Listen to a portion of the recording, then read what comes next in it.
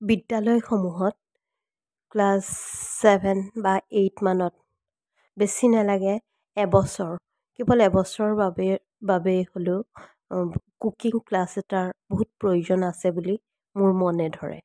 কাৰণ আজিকালি আগতে আছিলে আমাৰ যৌথ পৰিয়াল।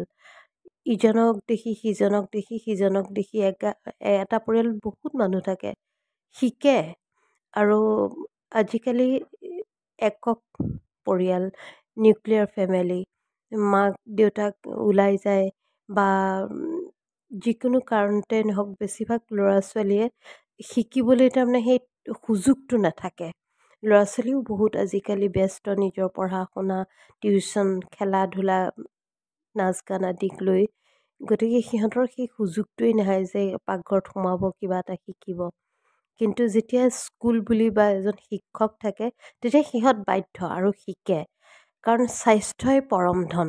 আজিকালি ল'ৰা ছোৱালী মেট্ৰিক পাছ কৰিয়েই হওক, কিছুমানে বা হাই ছেকেণ্ডেৰী পাছ কৰিয়েই হওক, কিছুমানে গ্ৰেজুৱেশ্যন বা যেনেকেই নহওক, ওপৰলৈ আৰু যিমান পঢ়ে, পঢ়ি শুনি ওলাই যায় নিজৰ জীৱিকাৰ বাবেই হওক, বা কিছুমানে আকৌ পঢ়িবলৈকে দূৰলৈ গুচি যায় ঘৰৰ পৰা। যেতিয়া থাকেগৈ বাহিৰত, তেতিয়া যদি পিজিত থকাখিনিয়ে পায় সুবিধাটো, তেনেকৈ মেনেজ হয় নিশ্চয়। কিন্তু যিসকলে ভাড়াঘৰত থাকে, তেওঁলোকৰ কিছুমানে দুই এগৰাকী আছে, নোহোৱা নহয়, ৰান্ধি বাঢ়ি ধুনীয়াকৈ খাই পঢ়া শুনাও কৰে বা অফিচ কাছাৰীলৈ যায়, তেওঁলোকে কৰি থাকে। কিন্তু 80%ই অলপ মানে এই ক্ষেত্ৰত এলেহুৱা। পাকঘৰ বুলি ক'লে ভয় খাই, নেজানো, নকৰোঁ, লাগিলে বাহিৰতে খাব। বাহিৰত খোৱা মানেনো কি? হাইজেনিক নহয়, স্বাস্থ্যকৰ নহয়। কাৰণ এই পদে পদে কথাটো মনত ৰাখিব লাগিব। ঘৰৰ পৰা বাহিৰত যোৱা ল'ৰা ছোৱালীসকলে পদে পদে মনত ৰাখি থাকিব লাগিব যে দেহা থাকিলেহে বেহা। কিয় বাহিৰত ওলাই আহিছে? কিবা এটা উদ্দেশ্য লৈহে তেওঁলোকে বাহিৰলৈ ওলাই গৈছে।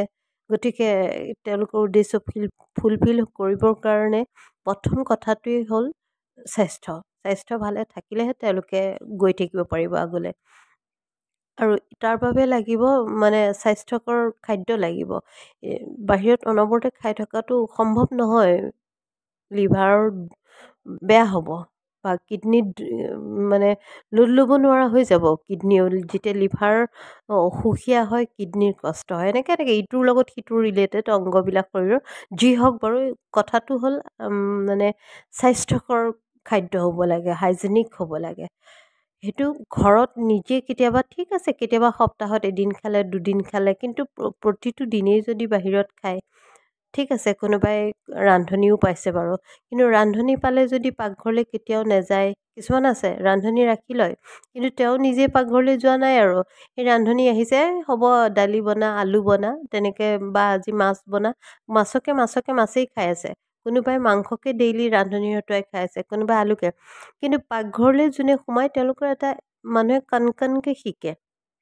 পাকঘৰলৈ সোমোৱা মানে বা নিজে বজাৰখন, সময় নাই, একদম সময় নাই কাৰো, কিন্তু তথাপি তাৰ মাজতে যোনে তাৰমানে এই বিষয়ে মানে কিছু কনচিয়াছ যে স্বাস্থ্যই পৰম ধন, সেই মানুহখিনিয়ে কৰে সেইটো। সময় নাইৰ মাজতে অকণমান পাক মাৰি কেতিয়াবা সপ্তাহত এদিন বজাৰৰ পৰা কিবা লৈ আহে, বা কেতিয়াবা দুসপ্তাহৰ কাৰণে আনে, মই নাজানো, আনে তেনেকুৱা মানুহে।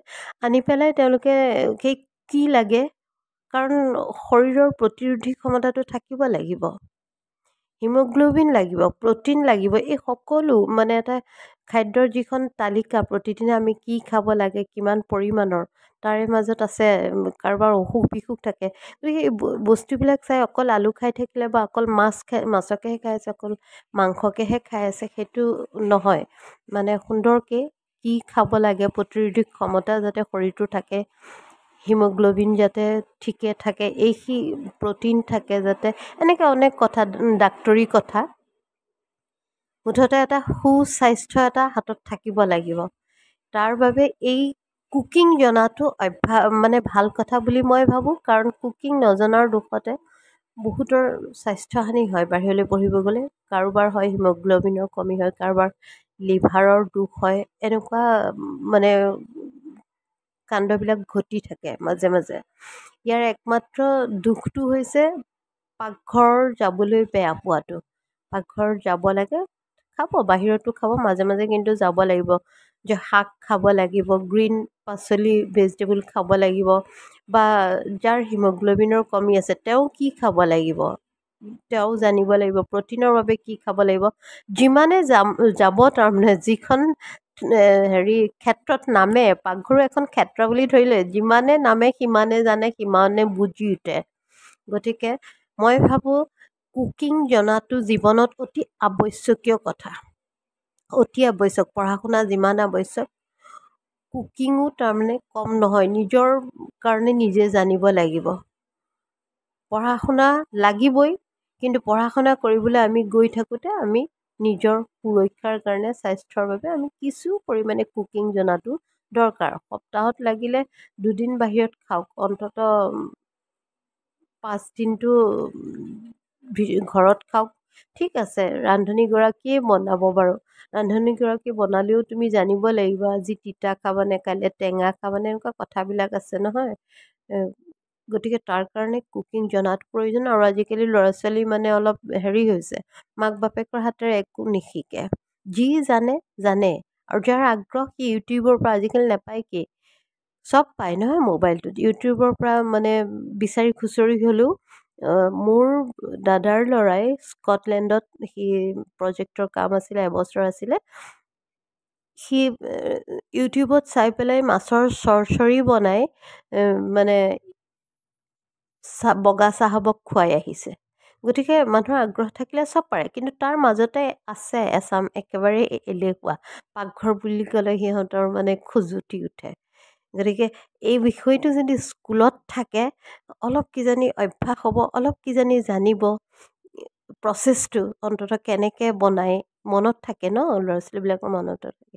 সেইকাৰণে মই কৈছোঁ যে বিদ্যালয়সমূহত এবছৰৰ বাবে হ'লেও, অতি সৰু ল'ৰা ছোৱালীক নোৱাৰে, বা 9-10ত অলপ চিন্তা আহি যায়, পঢ়া শুনা বাঢ়ি আহে, ঠিক মাজখণ্ডতে 7 বা 8ত যদি কুকিঙৰ ক্লাছ এটা থাকে, খুব ভাল হ'ব।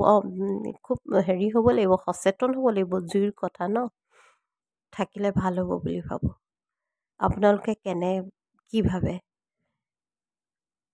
ধন্যবাদ।